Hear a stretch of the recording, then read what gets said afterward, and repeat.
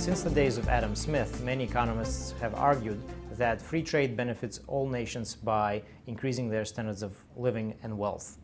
Yet, there is another very important but commonly overlooked benefit of free trade, which is its ability to promote international peace.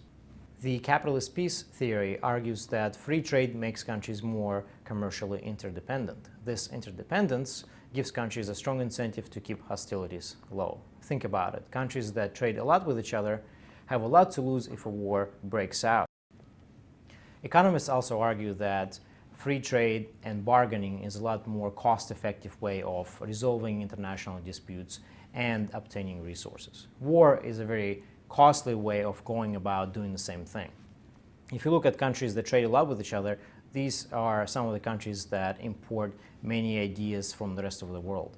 So free trade comes with not just goods that you import from other countries, but it also comes with exchange of ideas and culture, making countries more tolerant of each other's differences and more understanding.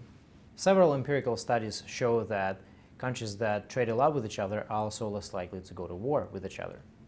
Yet critics point out that World War I broke out after an increase in trade flows.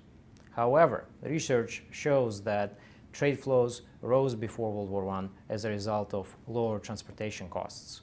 Ships became faster and bigger, transportation costs became lower, trade increased as a result.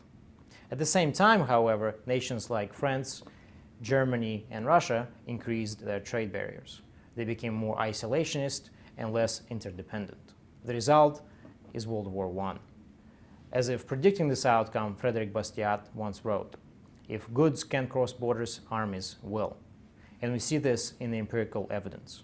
The Global Peace Index measures internal and external peacefulness and ranks countries like Ireland, New Zealand, and Netherlands as being some of the most peaceful nations in the world. These are some of the most heavily trading nations in the world as well. In summary, economists argue that free trade not only makes nations more prosperous, but also promotes world peace.